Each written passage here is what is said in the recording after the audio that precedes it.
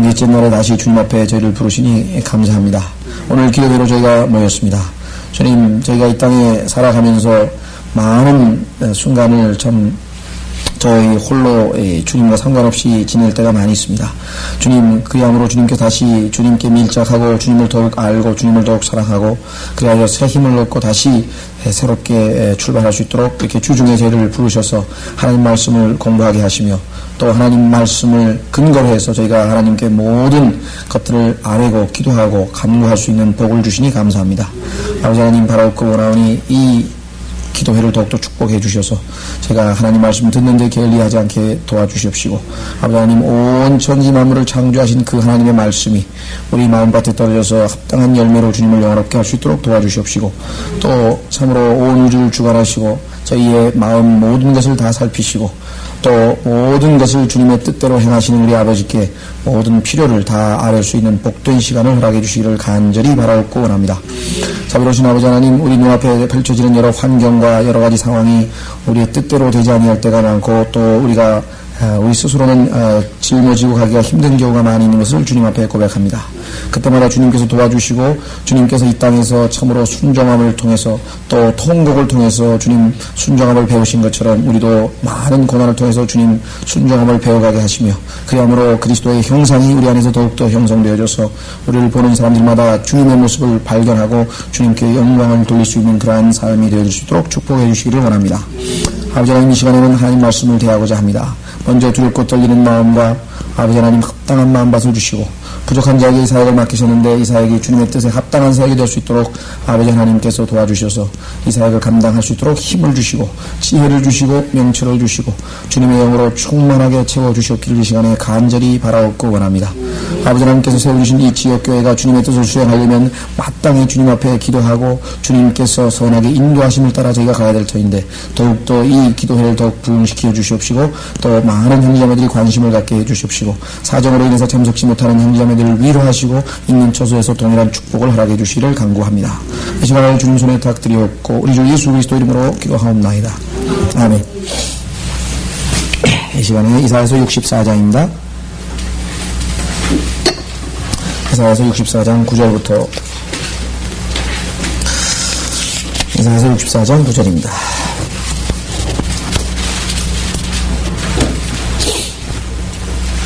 네, 지난 시간에는 우리 이사야서 64장 6절에서 참 성경에서 가장 핵심적인 구절입니다. 사실 이 말씀을 마음으로 진정으로 깨닫기까지는 사실은 어떤 의미에서는 우리가 아직도 우리 스스로를 잘 모른다고 할 수 있습니다. 욥도 욥기 42장에 가서 비로소 자기 자신을 발견했던 것처럼 참 주님께서 오늘 여기서 말씀하신 6절의 말씀은 두고두고 우리가 새겨봐야 될 말씀인데요. 자, 지난 시간에 이어서 오늘은 9절입니다. 이 9절에 보면 이스라엘 백성들이 이제 심한 괴로움 가운데 거의 참 뭐라 그럴까요? 완전히 지쳐있는 모습을 보게 됩니다. 그래서 결국은 주님께 그저 탄식하는 기도밖에 나오지 않습니다. 오 주여, 심히 진노하지 마시고 영원토록 죄악을 기억하지 마옵소서. 하나님의 진노가 이미 임했고 그래서 상당히 고통스러운 가운데 오 주여, 심히 진노하지 마시고 영원토록 죄악을 기억하지 마옵소서.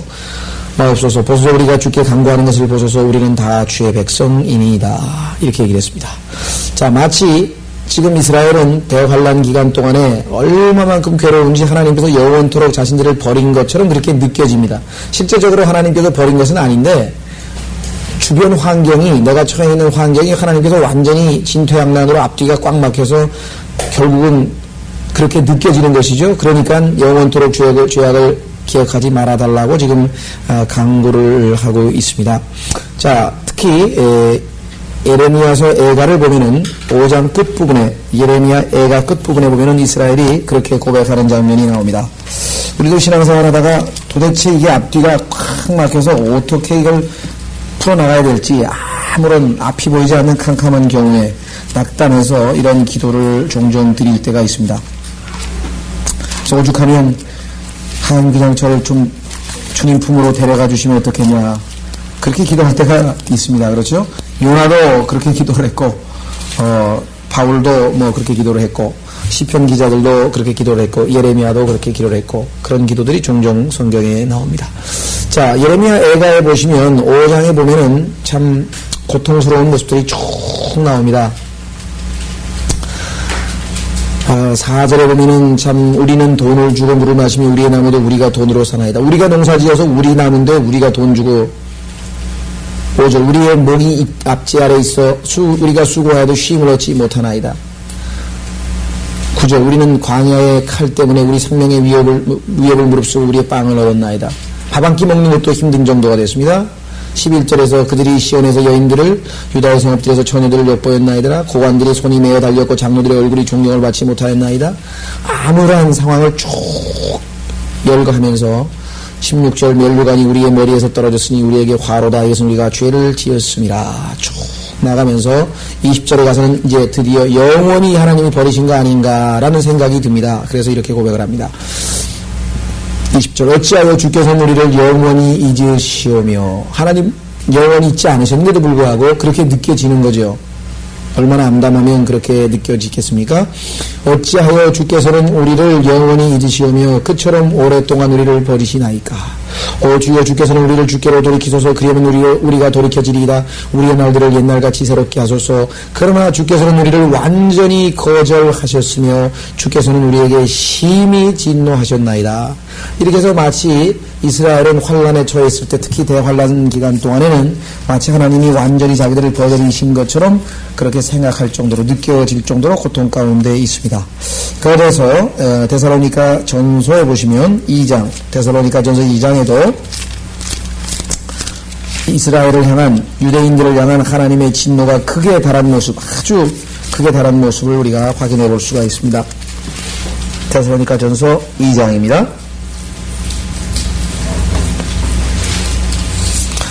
자, 데살로니가전서 2장에 보시면요, 이스라엘 백성들이 특히 유대인들이 하나님의 복음을 증거하는 것을 방해하는 장면이 나옵니다. 15절 그들은 주 예수와 자기들의 선지자들을 죽였고 우리를 박해하였으며 하나님을 기쁘시게 하지 아니하고 모든 사람들을 대적하여 우리가 이방인들의 구원을 위하여 말하는 것을 금지시킴으로써 항상 자신들의 죄들을 채우니 이는 그들에게 임한 진노가 크게 달하였음이니라.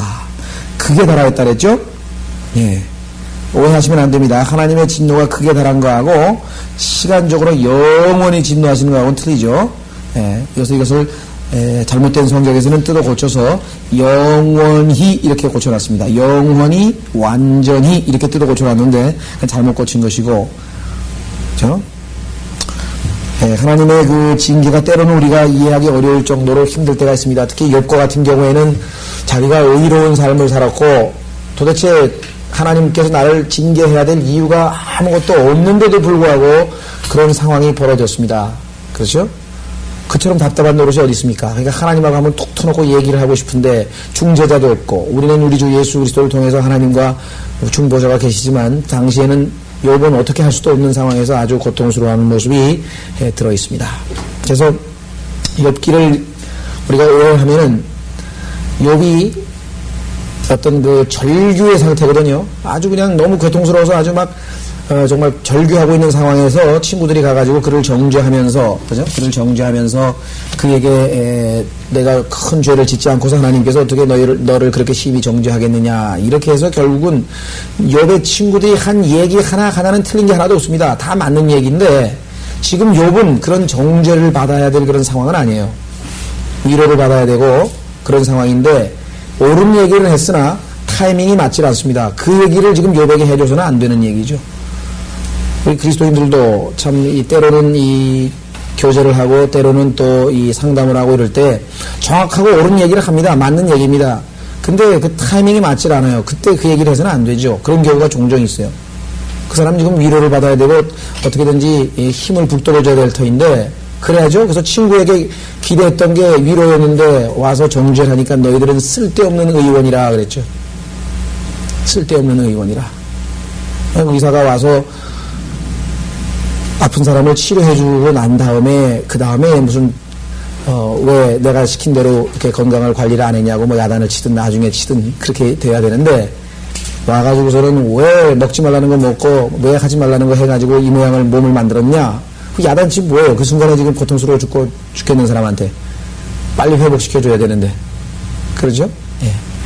자, 그래서 이스라엘은 지금 이 이사야서 64장 9절에서 아주 영원토록 죄악을 기억하지 말아달라. 그래서 하나님께 강구하는 장면인데, 그러나 이스라엘은 여러분도 아시다시피 하나님께서 영원히 그들을 버리시지 않은 것입니다. 로마서 11장으로 가보겠습니다.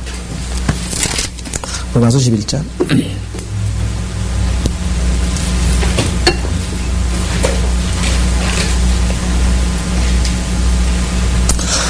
로마서 11장 25절에 보시면요. 로마서 11장 25절에 보시면 형제들아 너희가 스스로 현명하다고 자만하지 않게 하기 위하여 자, 이 신비를 너희가 모르기를 내가 원치 아니하노니 그랬습니다. 예. 이 신비를 모르는데요. 그 신비의 내용이 뭐냐면 이는 이방인들의 충만함이 차기까지는 이스라엘의 일부가 완고하게 된 것이라. 그리하여 온 이스라엘이 구원을 받으리라. 다시 말하면 이스라엘은 완전히 하나님께 버림받은 것이 아니고 그 언젠가 하나님께서 그들을 완전히 회복시키시라고 하는 약속입니다. 이 약속을 성취시키시기 위해서 예수 그리스도께서 천년 왕국 전에 재림하셔서 이스라엘을 회복시키시죠. 따라서 이스라엘 회복과 전천년 재림은 맞물리는 교리고 그것을 받아들이지 않으면 성경에서 여기 나와 있는 것처럼 무지하고 자만한 사람이라고 평가를 받는다고 성경에서 말씀하고 있습니다. 자, 그래서 우리 이스라엘의 회복은 하나님의 영원 무궁한 확고부동한 약속이다. 다시 이사야서 64장 10절로 오겠습니다.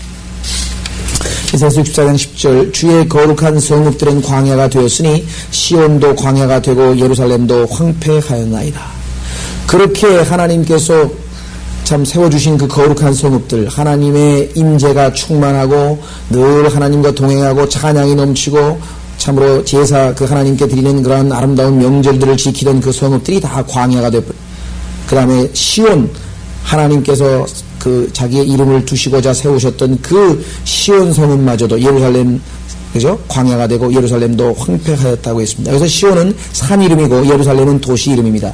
때로는 시온도 성읍 이름으로 쓰일 때도 있습니다. 산의 이름으로 쓰일 때도 있고 성읍의 이름으로 쓰일 때도 있고. 어쨌거나 하나님이 주신 그 젖과 꿀이 흐르는 아름다운 땅이 모조리 황폐해져 버리고 말았습니다. 그죠? 우리도 하나님께서 주신 그러한 주변의 환경이 참으로 견디기 어려운 것 얼마든지 있습니다. 영적으로 적용해 보실 수 있고요. 11절 우리의 조상들이 주를 찬양하던 것인 우리의 거룩하고 아름다운 집이 불에 탔으며 우리가 즐거워하던 것들이 다 쓸모없게 되었나이다. 이것이 인간의 마지막입니다. 그래서 우리는 종종 인간이 모든 것을 포기하는 그 순간부터 하나님의 역사가 시작이 된다는 것입니다. 여기 나와 있지만은 이제는 모든 게 다 쓸모없게 됐다게. 하나도 이제 뭐 건질 것도 없고 그야말로 완전한 절망입니다.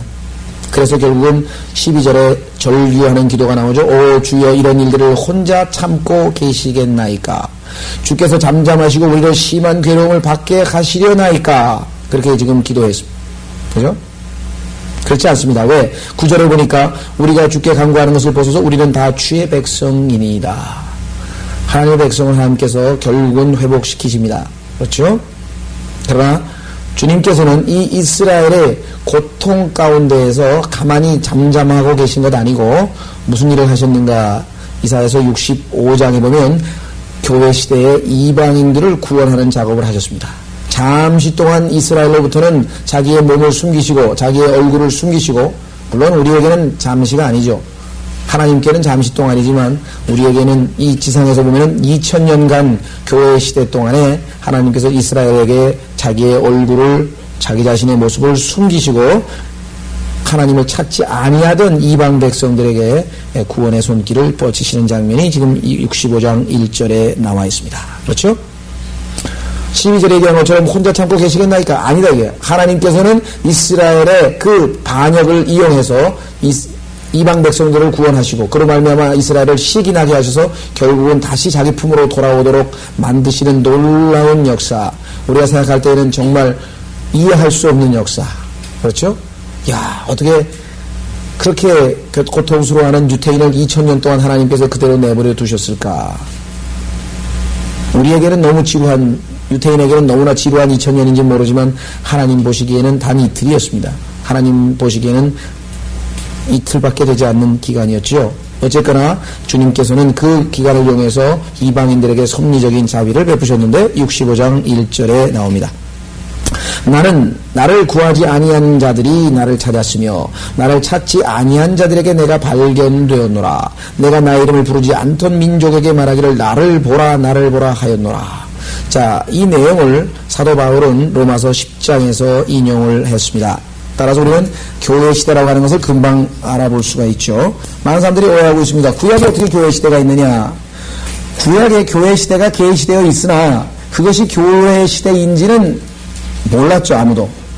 나중에 우리가 신약 성경이 완성된 이후에 교회 시대가 그 삽입하는 기간 동안 2000년 기간 동안 들어가 있다라고 하는 사실을 알고 보니까 이것이 교회 시대에 해당되는 것이구나 그걸 알 수 있고, 특히 사도 바울이 로마서 10장에서 인용한 사실로 우리는 확실하게 이것이 교회 시대 동안에 이방인들에게 구원의 손길이 베풀어진 것으로 확인해 볼 수가 있습니다.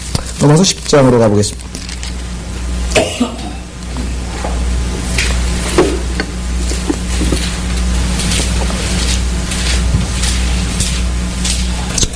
자, 로마서 10장 12절 유대인과 헬라인 사이에 차별이 없으니 이는 만민에게 동일한 주께서 그를 부르는 모든 사람에게 부여하심이라.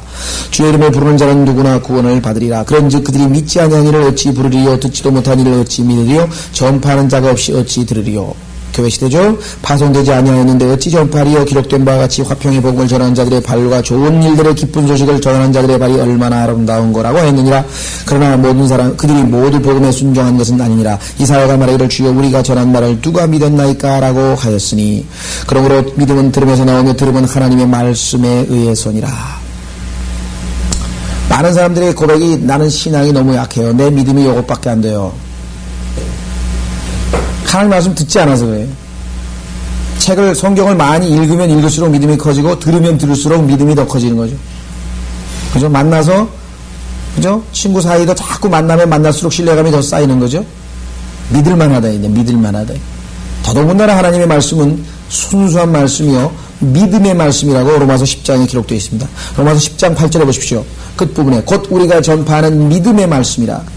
이 말씀은 들으면 들을수록 믿음이 솟아나는 말씀이에요. 믿음이 생겨나는 말씀이고 우리의 입에 가까이에 있는 말씀이고, 그러니까 믿음이 없다는 것은 죄송한 얘기지만 핑계입니다.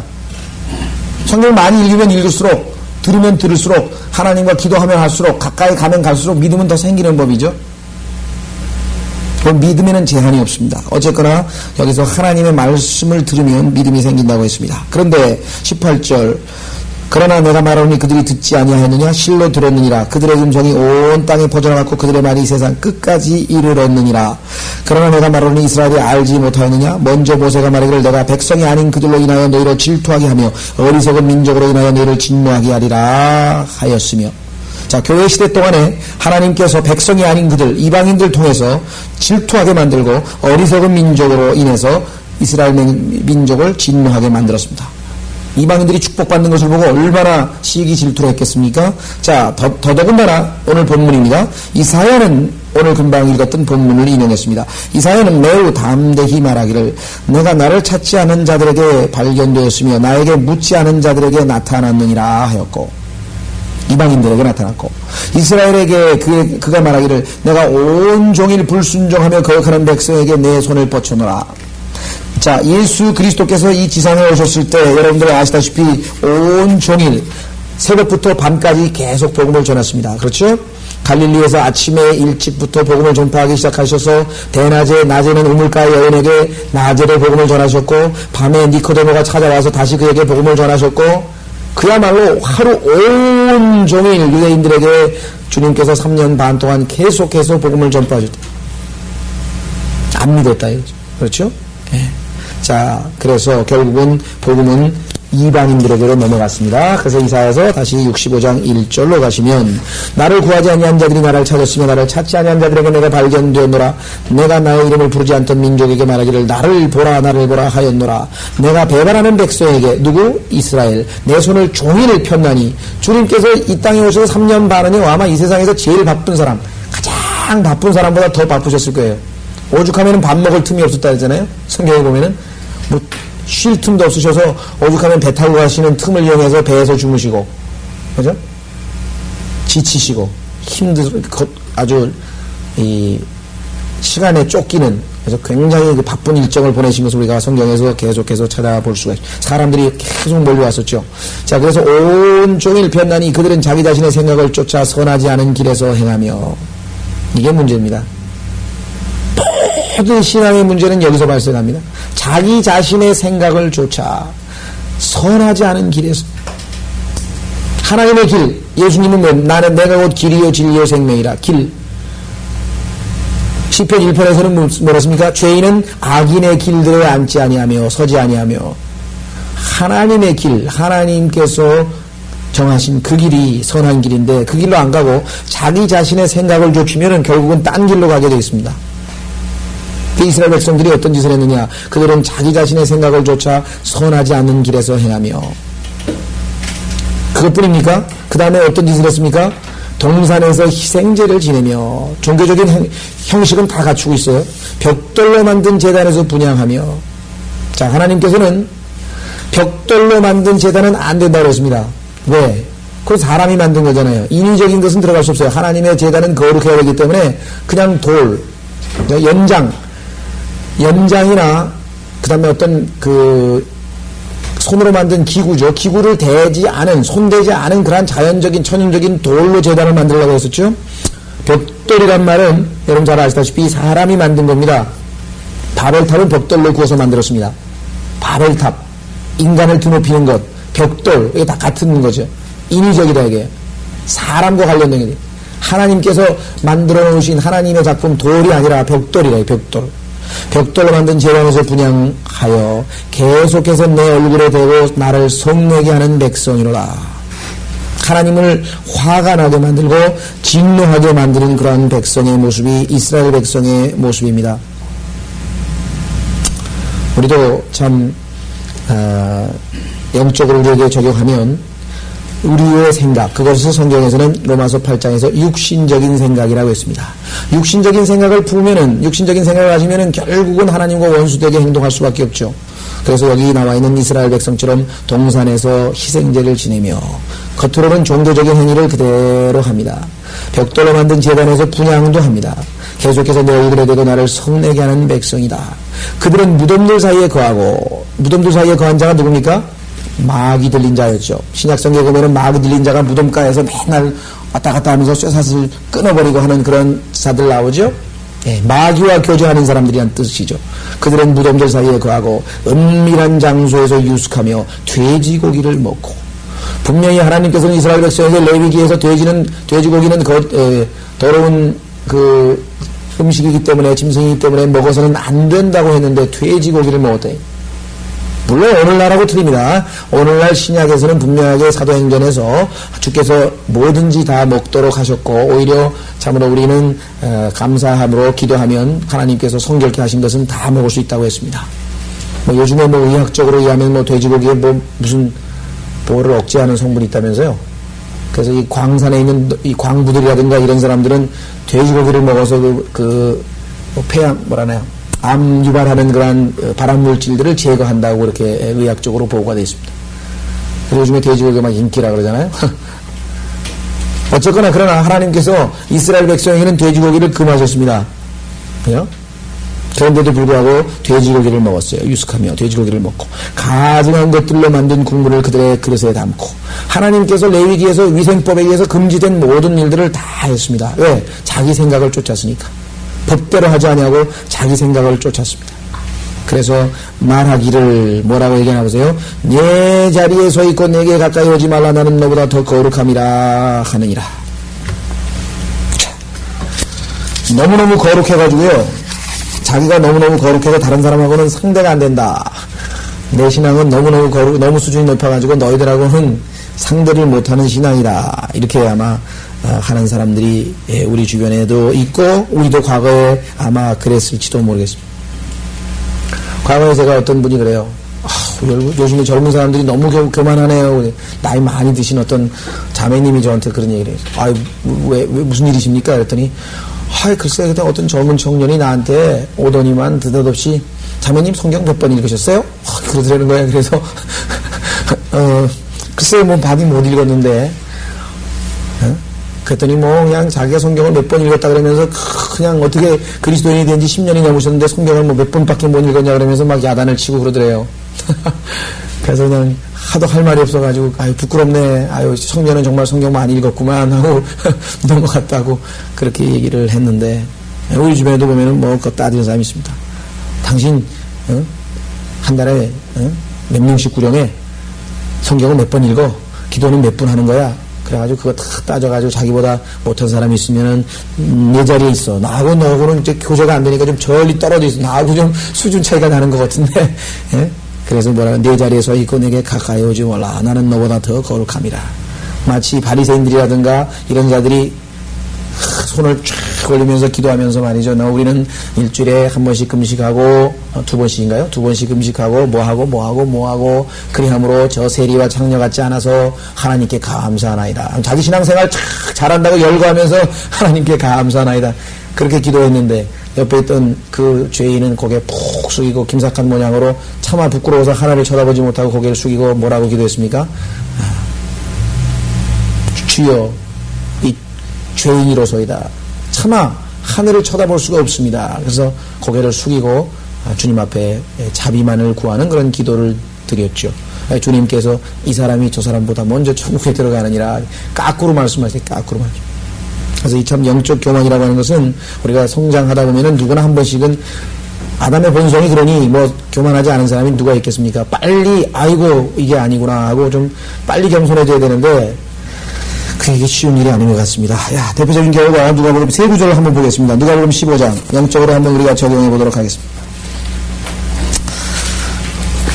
누가복음 15장에 보면은 그 유명한 큰 아들과 작은 아들 얘기가 나옵니다. 작은 아들은 그야말로 그냥 주색 잡기에 빠져가지고 아버지한테 상속분 받아다가 다 먹고 마시는데 탕진해버린 그런 작은 아들이죠. 큰 아들은 어땠나 보십시오. 작은 아들이 다 패가 망신하고 돌아왔는데 아버지는 이게 죽었던 것으로 생각했던 아들이 돌아와서 기뻐서 그를 다시 용서하고 다 그냥 옷을 입히고 하면서 정말 그렇게 기쁘게 반갑게 맞이하는데, 그렇죠? 그런데 큰아들은 화가 났어요. 아니 동생이 회개하고 돌아왔는데 왜 화가 나요? 희한하죠. 영적으로 외형적으로 그럴싸한 신앙생활 하는 사람 바로 이렇게 이런 모습이 나온다는 거예요. 왜 화를 내는 게? 화를 내야 될 이유가 뭐가 있어요? 같이 기뻐야 되는데 기뻐하지 않았대. 이게 28절. 바로 이런 사람이 바로 이사야서 64장에 나와 있는 그 모습입니다. 그가 화가 나서 들어가기도 싫어하더라. 자, 아버지는 지금 그러자 그의 아버지가 나가서 그에게 권하더라. 들어가라고 권했는데 들어가지 않았어요. 그럼 벌써 율법을 아버지 말씀 어겼네 뭐. 근데 29절에 보면은 자기 자랑을 하는 거예요. 벌써 보세요. 그가 자기 아버지께 대답하여 말하기를 보소서 수년 동안 내가 아버지를 섬기고 어느 때라도 명령을 거역하지 아니하였으며, 수년 동안 내가 아버지를 섬기자니 어느 때도 명령을 거역하지 않았으나, 근데 이 순간 지금 명령을 거역하고 있는 거예요. 왜? 동생이 왔으니까 잔치에 같이 가자 그랬는데 싫다고 안 들어갔으니까. 그러니까 얼마나 이게 모순 때는지 스스로 모순을 드러내는 거거든요. 영적인 교만은 이런 데서 보면 그냥 이렇게 들통이 나버리는 겁니다. 그렇죠? 예. 그래서 여기서 뭐라고 얘기하냐면요. 명령을 거역하지 아니하였으나 내 친구들과 함께 즐기라고 나에게 염소새끼 한 마리도 주지 아니하셨나이다. 그러나 아버지의 살림을 장녀들과 더불어 탕진해버린 그 아들이 돌아오자마자 그를 위해서는 살진 송아지를 잡아주셨나이다 라고 하자. 이 외모 가지고 겉에 드러나는 그러한 것들을 가지고 항상 판단해가지고 평가한다 이 말이에요. 그죠? 우리도 그래서 잘못하면 이런 판단 하면 안 됩니다. 그죠? 교회에서도 오래간만에 이제 정말 백슬라이딩 했다가 오래간만에 교회 나오는 사람이 있으면 그냥 반가워가지고 아이고 이제 왔냐고 막 그래줘야 되는데, 아이 뭐 열심히 하는 사람한테는 칭찬하는 소리 한마디 안 하니 뭐 이렇게 반갑다고 그렇게 쫓아가서 악수를 하고 그러시냐고. 큰아들 심보로 가진 사람들이 있다고. 그게 우리 모습이에요. 속으로 질투가 나요. 네? 그때마다 아이고 아직 멀었구나. 그렇습니다. 자, 뿐만 아니라 누가복음 18장 9절에 바로 그 두 사람입니다. 또 있습니다. 누가복음 18장 9절에도 그 그런 예가 나와 있습니다. 9절. 누가복음 18장 9절. 그리고 주께서 자기들은 의롭다고 스스로 믿고 다른 사람들을 멸시하는 어떤 사람들에게 이런 비유로 말씀하시더라. 성경 공부 가르치는데 좀 부담스럽네요. 증인이 저기 하나 앉아 있어가지고 당신이 바로 그런 사람 아니었어요. 그제도 그런 얘기 들어가지고 제가 지금 말을 못하겠네. 맞아요. 근데 할 말이 없더라고요. 과거에 제가 그 남들을 이렇게 많이 정죄했습니다. 뭔 그리스도인이 무슨 놀러 가기는 어딜 놀러 가고 하면서 하여간 제가 보기에 아주 굉장히 많이 판단을 많이 했거든요. 왜냐면 자기가 그때 열심히 전도도 하고 성경 공부도 가르치고 뭐도 하고 자기는 막 열심히 했거든요. 그 남들이 다 이상하고 우습게 보이는 거예요. 열매가 있었다면 그건 주님이 주시는 열매구나. 은혜라 얘기지. 내가 나 된 것은 그죠? 하나님의 은혜라 그랬지. 여기도 지금 보면은요, 다른 사람들을 멸시하는 어떤 사람들에게 이런 비유로 말씀하시더라. 두 사람이 기도하러 성전에 올라가는데 한 사람은 바리새인이요 또 한 사람은 세리더라. 그 바리새인이 서서 혼자 이렇게 기도하더라. 하나님이여 나는 다른 사람들 즉 착취하고 불의하며 간음하는 사람들과 같이 아니하고 또 이 세리가 또 세리하고 같이 아니함을 감사나이다. 나는 일주일에 2번 금식하고 내가 얻은 모든 것에 11조를 드리나이다 라고 하더라. 그런데 그 세리는 멀리 떨어져 차마 눈을 들어 하늘을 우러보지도 못하고 가슴을 치며 말하기를 하나님이여 죄인인 저에게 자비를 베푸소서라고 하더라. 내가 너에게 말하노니 이 사람이 저 사람보다 의롭게 되어 자기 집으로 내려갔느니라. 이는 자신을 높이는 자마다 낮아질 것이요 자신을 낮추는 자는 높아질 것이기 때문이라고 하시더라. 그렇죠. 참 우리가 빨리빨리 영적으로 주님 앞에서 눈을 떠야 바로 내가 과거에 이런 사람이었구나. 빨리 주님 나를 좀 고쳐주십시오.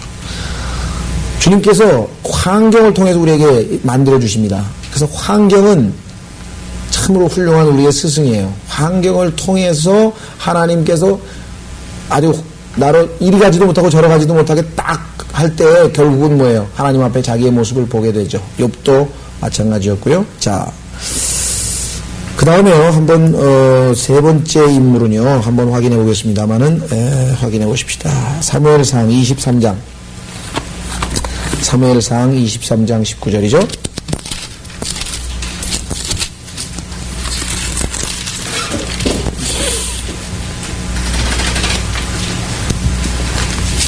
사무엘상 23장 19절 보세요.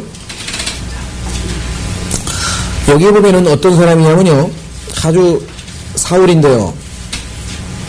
자, 사무엘상 23장 19절에 그때 시민들이 기부하러 올라와 사울에게 이르러 말하기를 다윗이 우리와 함께 여시몬 남쪽에 있는 하킬라 숲속 요새들에 숨어있지 아니하니까 그러므로 오 왕이여 이제 왕의 혼이 내려오기를 열망하는 대로 내려오소서. 우리가 할 일은 그를 왕의 손에 넘겨드리는 것이니이다 하니 다윗의 친구들이 다윗을 배반해서 다윗을 사울에게 넘겨주려고 하는데 그러한 행위를 당연히 어떻게 돼요? 잘못된 거죠? 그런데 사울은 뭐라 그랬어요? 사울이 말하기를 너희가 주께 복을 받을지어다. 잘했다고 또 칭찬까지 해요. 너희가 주께 복을 받을지어다. 이는 너희가 나를 동정하였음이라. 이렇게 얘기를 했습니다. 이런 사람들이 바로 과인, 자기 스스로를 의롭다고 여기는 대표적인 사람들이죠. 그래서 자기가 하는 일은 틀린 일도 다 좋은 일이고 남이 하는 일은 훌륭한 일도 다 깎아내리고 자, 그래서 이사야서 65장 4절이 바로 그와 같은 우리 신앙생활에 있어서 우리가 얼마만큼 교만하냐. 거의 대부분의 그리스도인들이 그렇습니다. 설교를 듣든 성경 공부를 듣든 보통 이런 구절들을 공부하게 되면은 누구에게 적용하느냐. 이게 생각나는 사람들이 있어요. 이 사람이 이거 꼭 들어야 되는데 오늘 필요는 왜 안 왔지? 이거는 내 사람에게 딱 맞는 건데 자기한테 맞는 생각을 안 한다고요. 그런 설교를 반복하고 되풀이하는 거예요. 왜냐면 항상 딴 사람 생각이 떠오르죠. 그뿐입니까? 성경을 읽다가도 그런다니까요. 성경을 읽다가 전부 자기에게 적용을 시켜야 되는데 이거 그 사람 얘기 딱 맞는 얘기구나. 내가 이 사람한테 이거 펴서 읽어보라고 가르쳐줘야지. 그래가지고 그냥 전화 걸어서 이거 몇 구절 한번 읽어보라고. 이게 우리의 속성입니다. 네? 우리 스스로에게 적용을 잘 안 하려고 그런단 말이에요. 네? 가리워져진 것이죠. 그래서 약간 옆에서 옆에서 헬프미, 돕는 배필이 하나씩 있어야 돼요. 그래가지고 자꾸 보여줘야 돼요. 가르쳐줘야 돼요. 그래서 옆에 있는 형제가, 옆에 있는 친구가, 옆에 있는 부강, 이런 사람들이 다 보면 하나님께서 보여주려고 옆에다 붙여놓은 거예요, 사실은. 혼자서는 아나무인이기 때문에 아니라고 하는 것을 보여주기 위해서 그런 제동장치 역할을 합니다. 교회에서 보면요, 꼭 쓸데없이 찾아와가지고 형제 이거 좀 읽어봐, 그런 사람 하나 있다고. 어? 그래가지고서는 속을 뒤집어놓은 사람이 꼭 있게 마련이어야 돼요. 근데 그거 하나님의 안배입니다. 안배. 왜냐하면 그런 사람을 통해서야 자기 자신의 모습을 드러내보지, 그러지 않으면은 다 잘해주는 사람만 옆에 있으면은 뭐 자기가 다 잘하는 줄 알죠. 그렇지 않아요? 예. 자, 다시 내려오겠습니다. 이사야 65장 5절, 말하기를 내 자리에 서 있고 내게 가까이 오지 말라. 나는 너보다 더 거룩함이라 하느니라. 이런 자들은 내 코에 연기요 종일 타는 불이라. 하나님의 심판의 대상이라. 그죠? 제일 고치기 힘든 병이 교만인데요. 교만한 사람은 절대로 예수 그리스도를 믿지 않습니다. 구원 못 받아요. 교만한 사람. 왜? 자기 의가 예수 그리스도보다 더 낫다고 생각하면은 예수님을 안 믿거든. 궁극적으로 왜냐면 자기는 하나님의 의이신 예수님 필요 없다. 이게 내 의로 하나님 앞에 가서 내가 떳떳하게 심판받지 내가 왜 남의 도움을 받느냐 이렇게 되는 거거든요. 그러니까 교만한 사람이 가장 구원 못 받고요. 교만한 사람이 신앙 성장도 더딘 것이고 결국은 자아를 버리지 않는 거죠. 자기 자신을 사랑하는 것이죠. 자, 그래서 여기서는 하나님의 심판의 대상이 된 모습을 여기에서 보여주고 있습니다. 그렇죠?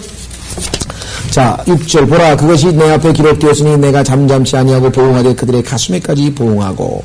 하나님 앞에 기록되어 있다 그랬네. 하나님께서 다 그 이스라엘 백성들이 하는 교만, 심지어는 속으로 콧방귀를 끼면서 야 나하고 너하고 수준이 같으냐, 나하고 너하고는 신앙 수준이 틀리니까 나하고 가까이 근처에 좀 오지 말라, 이렇게 교만하게 행동하는 자들의 마음도 주님이 다 알고 계신다. 그것이 내 앞에 기록되었으니 내가 잠잠치 아니하고 보응하되 그들의 가슴에까지 보응하고. 너희의 죄악들과 너희 조상들의 죄악들을 함께 갚으리니 그들이 산들 위에서 분양하고 작은 산들 위에서 나를 모독하였음이라. 주가 말하니 그리하여 내가 그들의 이전 행위를 그들의 가슴에까지 측정하리라. 속에 있는 것까지 다 드러내셔버린다. 그죠? 자, 글쎄요. 그래서 그런지는 잘 모르겠습니다만 하여간 주홍글씨라고 하는 소설에 보면은 여인에게 가슴에다가 떡 A자를 붙여놓고 사람들에게, 그죠? 이 여인은 가늠한 여인이라고 하는 것을 사람들에게 알려주기 위해서 A자를 떡 써붙여가지고 정죄하지 않았어요? 예, 청교도 사회. 이 청교도 사회가 바로 오늘 얘기했던 바로 이 영적 교만한 사람을 대표하는 그런 것입니다. 나다니엘 호백이라고 하는 사람이 쓴 소설에 보면은 사람들이 생각할 때 이 청교도에 대해서 보통 긍정적으로 자부심을 갖습니다. 미국 사람들이 도덕적으로 수준이 높고 윤리적으로 수준이 높죠. 그래서 우리 사회, 우리 이 마을에서는 이름이 뭡니까? 그 여자처럼, 그런 가늠한 여인은 도저히 용납할 수 없다. 그래서 A자로 해서 죄인이라고 아주 목에다 걸어줬어요. 그죠? 근데 사실 여인하고 가늠한 사람은 목사였거든요. 딘즈레일이라고 하는 목사였습니다. 근데 이 여인은 낭만주의 여인이어서 좀 재밌게 놀면 어떠냐, 이게. 꼭 무슨 그렇게 율법식으로 행동해야 되냐. 그런 여인이고, 이 목사는 이제 고통스러워가지고, 괴로워하고, 그 사회는 그 여인을 정죄했고, 그런데 누가 다른 상대방인지는 알 수가 없어요. 나중에 이 목사가 청중들 앞에 올라가가 자기가 바로 그 여인과 가늠한 사람이라는 것을 자백을 합니다. 그리고 마음의 평강을 되찾아요. 왜? 하나님의 용서를 받았다. 그래서 결국은 초점은 청교도라고 하는 그런 율법주의적인 신앙이 옳은 게 아니고 결국은 주님으로부터 자비를 얻게 되는 그러한 것이 사실은 복음적 내용의 소설인데요. 어쨌거나 하여간 가슴에다가 떡 붙여놨어요. 예. 자, 8절입니다. 주가 이같이 말하노라. 포도송이에 새 포도주가 보였으니 누가 말하기를 그것을 상하게 말라. 이는 복이 그 안에 있음이라 하시니. 그 다음에 조금 번역을 고쳤으면 좋겠습니다. 내가 내 종들을 위하여 그리하리니란 말을 좀 집어넣어주면 좋겠어요. 내가 내 종들을 위하여 그리하리니 그들 모두를 상하게 하지 않기 위함이라. 그들 모두를 상하게 하지 않기 위함이라. 이렇게 좀 고쳤으면 좋겠습니다. 다시 말씀드립니다. 내가 내 종들을 위하여 그리하리니 그들 모두를 상하게 하지 않기 위함이라. 이렇게 돼야 정확하게 의미가 통하는 번역이 되겠습니다. 자, 다시 말하면 하나님께서 이제 남은 자들을 데리러 이스라엘의 그 고난 중에 있는 이스라엘을 회복시키러 오신다는 말씀입니다. 그래서 포도송이에 새 포도주가 보였으니, 자, 뉴 와인인데요. 자, 요거까지만 오늘 살펴보겠습니다. 다음 시간에 8절서부터 더 내용은 하고요. 이 뉴 와인이라고 하는 이 용어가 왜 중요한 것인가? 대단히 죄송한 얘기지만 오늘 우리가 이 주의 만찬을 할 때 일반적으로 교회들마다 이 포도주, 그래서 이 알코올로 된 그 포도주를 담가서 합니다. 그러나 성경에서는 뉴 와인과 올드 와인이라서 포도즙이죠. 우리가 얘기하는 포도즙에는 포도 주스, 발효되지 않은 100% 순수한 포도 주스가 있고 발효가 된 포도주, 술이 있습니다. 그런데 이 주의 만찬에서는 술을 사용하면 안 됩니다. 왜냐하면은 이 성경 전체에서 포도즙 100%의 순수한 포도즙이 예수 그리스도의 피를 예표하고 있기 때문입니다. 자, 그러면 성경적으로 실제적으로 한번 확인해 보겠는데요. 자, 누가복음 5장 37절. 사실 뭐 우리가 이것을 누구를 정죄하기 위해서 하는 건 아니지만 성경적으로 하나님께서는 뉴 와인과 올드 와인 두 가지가 있다는 것, 발효되기 전에 순수한 열매에서 짠 즙, 포도 주스가 있고 그 다음에 그것이 발효된 것이 있습니다. 발효된 것은 성경에서 용의 독이라고 그랬어요. 용의 독. 그 술이 얼마나 많은 사람을 망쳤습니까? 노아도 마귀가 술을 먹여서 망치게 만들었고 이 술로 인해서 망친 사람들 잠언에 보면은 23장에 보면은 자세하게 기록되어 있죠. 술에 관한 얘기는 성경에 굉장히 많습니다. 그래서 술 취한 것과 성령으로 충만한 것이 대비되기도 합니다. 신약 성경에서 보면은. 자, 누가복음 5장으로 보시면 37절. 누가복음 5장 37절에 보시면은 이렇게 기록되어 있습니다. 또 새 포도주를 낡은 가죽 부대에 붓는 사람은 아무도 없나니. 그러면 여기 뉴 와인이 있죠. 뉴 와인. 자, 그 다음에 39절에 보면은 묵은 포도주를 마시고 즉시 새 포도주를 원하는 사람은 아무도 없나니. 그래서 묵은 포도주라고 해서 올드 와인이 있습니다. 그러면 뉴 와인과 올드 와인은 다른 겁니다. 두 가지가 서로 다르다고 하는 것을 우리가 알 수가 있죠. 자, 마태복음 26장. 마태복음 26장. 예수 그리스도께서 마지막으로 십자가에 달리시기 전에 주의 만찬을 하시는데 거기에서 하신 것은 뭐냐? 그건 올드 와인이 아닙니다. 그러니까 술을 가지고 주의 만찬을 해서는 안 되는 겁니다. 왜냐하면 자기의 자신의 순수한 피를 예표가 있기 때문에 순수한 피. 자, 마태복음 26장 26절에서 29절. 마태복음 26장 26절에서 29절 보십시오.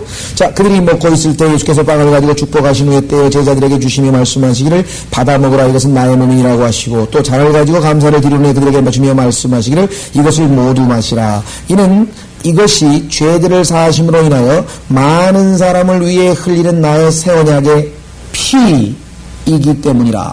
내가 너에게 말하는 이제부터 내가 너희와 함께 내 아버지의 왕국에서 새 것으로 뉴 와인 새 것. 예수님께서는 올드 와인을 안 마십니다. 어떤 사람은 저한테 그러셨어요. 물론 선의로 하셨겠죠. 예수님께서도 조금 최후의 만찬에 예수님이 한 잔 하셨는데 꼭 그렇게 회식하는데 꼭 그렇게 뒤로 빼실 겁니까? 이런 참 분도 있기는 있지만 그건 오해죠. 자, 새 것으로 뉴 와인입니다. 새 것으로 마시는 그날까지 이 포도 열매에서 난 것 보세요. 열매에서 난 거라 그랬잖아요. 포도 열매를 쫙 한약 짜듯이 쫙 짜면요 포도즙이 쫙 100% 순수한 포도즙이 나오죠. 그것이 뭐예요? 예수님이 말씀하시는 만찬에 쓰이는 그 포도 와인, 뉴 와인이란 말이죠. 자, 또 한 번 확인해 보겠습니다. 창세기 40장.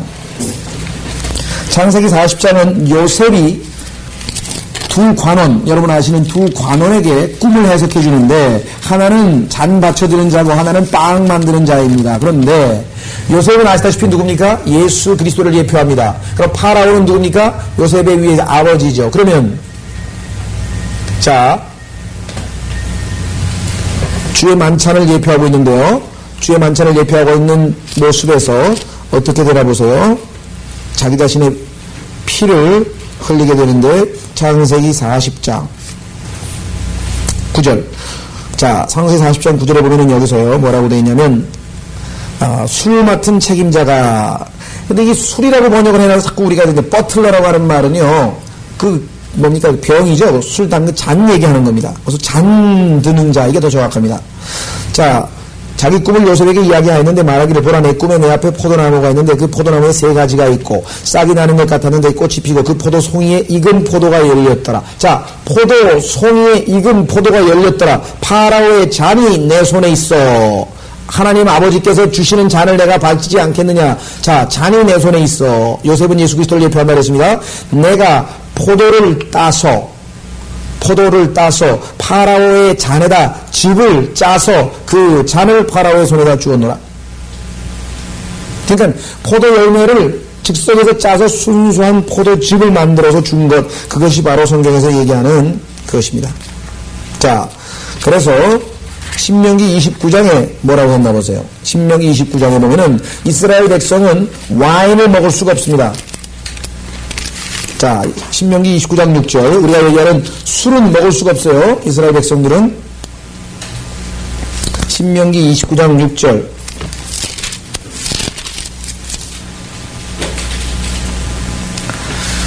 신명기 29장 6절에 너희가 빵도 먹지 않았으며 광야 생활에서 하나님께서 너희가 포도주나 독주도 마시지 않았으니 내가 너희 하나님인 것을 너희로 알게 하려는 것이니라. 자, 포도주, 와인 안 마셨다 그랬죠? 독주도 안 마셨다 그랬어요. 그런데 포도 주스는 마셨다고요. 어떻게 알 수 있는가? 32장 13절로 가보세요. 32장 13절. 32장 13절. 광야 생활에서 하나님께서 이스라엘을 어떻게 해주셨나 보세요. 주께서 그로 땅의 높은 곳들을 타고 다니게 하셨으니 이는 그로 들의 소산을 먹게 하려 하심이라. 또 주께서는 그로 바위에서 꿀을 빨아먹게 하셨으며 단단한 바위에서 기름을 빨게 하셨고 소의 버터와 양의 젖과 어린 양들의 기름과 바산에서 기르는 숫양들과 염소들과 기름진 미랄로 먹이셨으며 또 너는 포도의 순수한 피, pure blood of the grape, 포도의 순수한 피, 뭐예요? 파라오가 마셨던 순수한 포도 주스, 그렇죠? 순수한 포도 주스, 발효해서 먹으면 취하는 것, 노아가 벌거벗이 추해가지고 벌거벗듯이 취하는 것. 자, 취하면 어떤 행동이 나옵니까? 벌거벗습니다. 벌거벗으면 뭡니까? 하나님 앞에 수치스럽죠. 자, 아담은 벌거벗은 것을 알고 무화과나무로 가렸는데 하나님께서 가죽옷을 입히셨습니다. 노아도 술 먹고 취해서 벌거벗은 것을 두 아들이 뒤로 뒷걸음질해가지고 가서 덮어줬단 말이에요. 우리도 하나님 앞에 벌거벗은 것처럼 수치스러운 것이 다 드러났는데 예수 그리스도를 믿고 예수님으로 우리가 온 입음으로 말미암아 하나님께서 우리를 볼 때 우리가 수치스럽지 않게 됐다 이 말. 그렇죠? 자, 그러면 신명기 33장에 가면은 그 포도나무 말고 다른 포도가 있어요. 다른 포도. 신명기 32장 31절. 신명기 32장 31절. 그들의 반석이 우리들의 반석과 같지 않음을 우리의 원수들까지도 스스로 판단하는도다. 32절. 그들의 포도나무는 소돔의 포도나무요 고모라의 들에서 나온 것이라. 그들의 포도는 쓸개 포도니 그 송이들은 쓰며 그들의 포도주는 용의 독이요 독사들의 지독한 독이라. 이것이 내게 쌓여있고 내 창고 속에 봉해 있지 않느냐. 뉴 와인과 올드 와인은 틀립니다. 올드 와인, 만약에 그 올드 와인으로, 다시 말하면 포도주, 술로 만약에 주의 만찬을 한다면 순수한 예수님의 피를 모독하는 게 되는 게 사실은 교리적으로는. 자, 실제적으로 요한복음 2장 3절을 보십시오. 요한복음 2장 3절. 가나 혼인잔치, 예수님께서 우리를 데리러 오셔서 하는 잔치가 가나 혼인잔치죠. 그러면 그 가나 혼인잔치에서는 당연히 뭐예요? 예수님께서 새것으로 마시겠다 그랬잖아요. 새것. 그런데 예수님이 포도주 만들어가지고 사람들 술 취하게 만든 것으로 오해하고 있는 사람들이. 가나 혼인잔치에서 예수님께서 만들어주신 것은 순수한 포도주스지 절대로 먹고 취하는 술이 아닙니다. 번역을 잘못했어요. 요한복음 2장에 보시면은요. 3절. 그들에게 포도주가 부족함으로 예수의 모친이 그에게 말하기를 그들에게 포도주가 없다고 하니.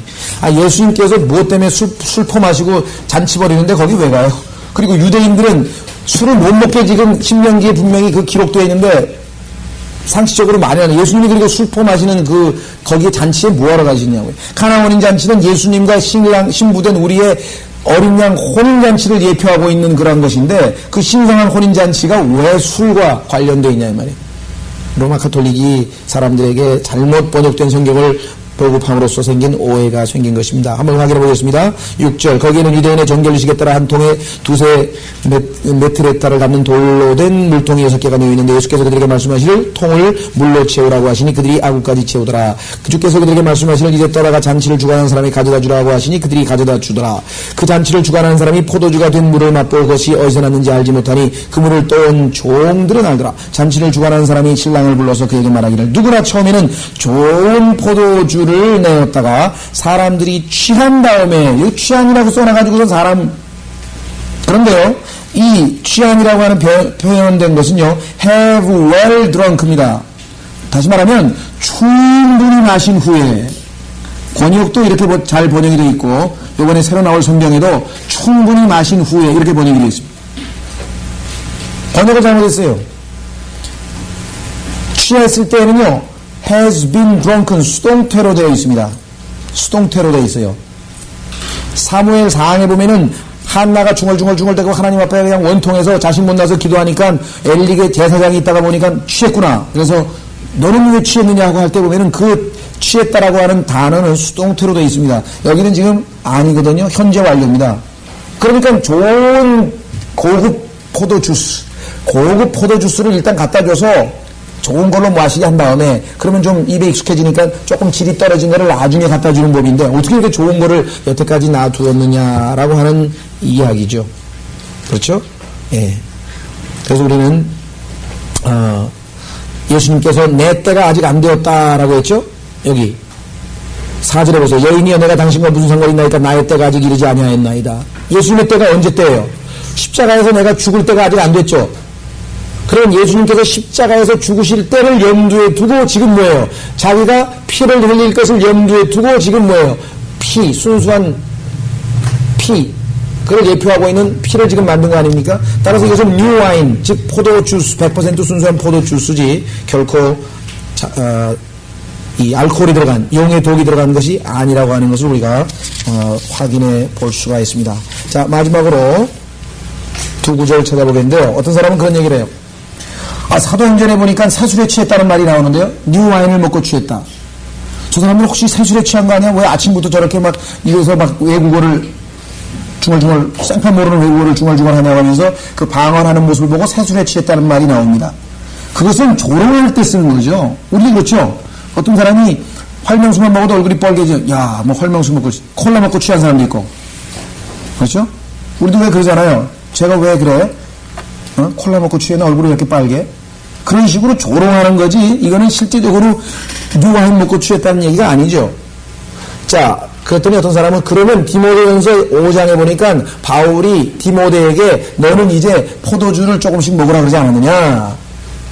그러나 거기는 문맥을 잘 읽어보면요 포도주를 조금씩 마시자는 게 아니라 물에다가 포도주, 알코올 들어가 있는 것, 소위 말하면 포도주를 몇 방울 섞어서 위장약으로 쓰라고 돼 있지 포도주 자체를 조금씩 훌쩍하라는 말은 없어요.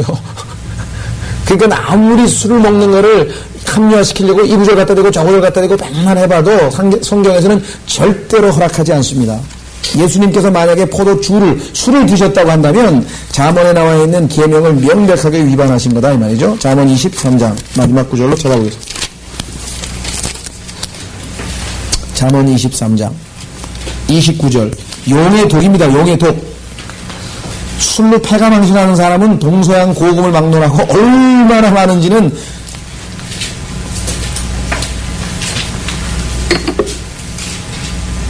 자 보십시오. 술에 대해서 성경에 이렇게 자세하게 써놓은 거 보셨습니까? 20절에 보면요. 술을 많이 마시는 자와 고기를 탐식하는 자와 함께 하지 말라. 21절 술 취하는 자와 탐식하는 자는 가난하여질 것이요. 자, 아예 술에 대해서 노골적으로 써놓은 것이 바로 29절입니다. 화가 누구에게 있느냐, 슬픔이 누구에게 있느냐, 다툼이 누구에게 있느냐, 불평이 누구에게 있느냐, 까닭없는 상처가 누구에게 있느냐, 충혈된 눈이 누구에게 있느냐. 술독에 빠진 사람에게 있다 이 말이에요. 이런 게 다 있게 된다. 술에 빠진 자들에게 있으며 혼합된 술. 뭐예요? 폭탄주. 혼합된 술.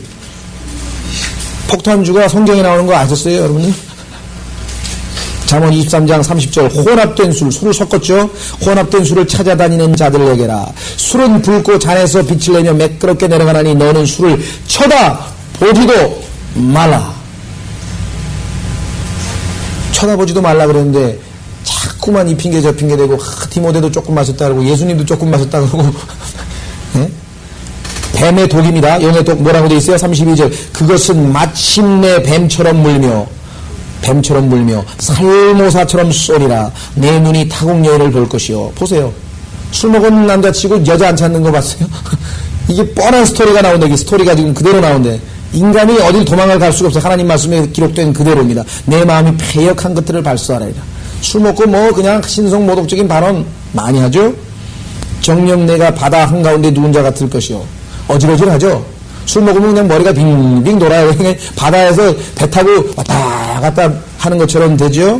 그 다음에 뭐예요? 돛대 꼭대기에 누운 자 같으니라.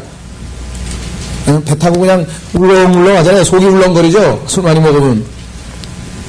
안 먹어본 사람은 모르고 나같이 먹어본 사람은 알고요. 그 다음에 왜 내가 말하기로 사람들이 나를 쳐서 나는 아프지 아니하였고. 술 먹으면 마취현상이 일어나서요. 얻어 터져도 아픈 줄도 모릅니다. 그렇죠? 의학적으로. 그뿐입니까? 해장술도 마셔야죠. 그렇죠? 내가 언제 깨어날까? 내가 그것을 다시 찾으리라. 아침에 일어나서 또 한잔 해야지. 해장술까지 해. 왜? 몸에서 알코올을 찾으니까. 알코올의 노예가 됐으니까. 알코올이 빨리 더 알코올 좀 집어넣으라고 요구하니까.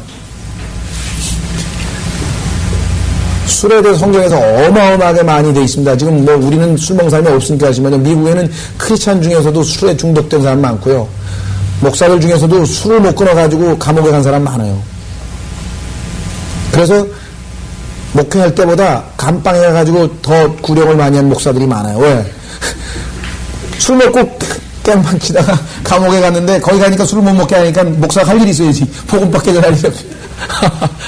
참 하나님께서 감옥에라도 집어넣으셔가지고 정신 차리게 해서 그래도 연매라도 상급이라도 받을 거 아니에요. 이게 보통 일이 아닙니다. 용의 독이라서 용의 독. 네, 그래서 오늘 이 뉴 와인하고 올드 와인하고는 완전히 다른 겁니다. 그리고 교리적으로도 굉장히 중요한 의미를 내포하고 있다는 것.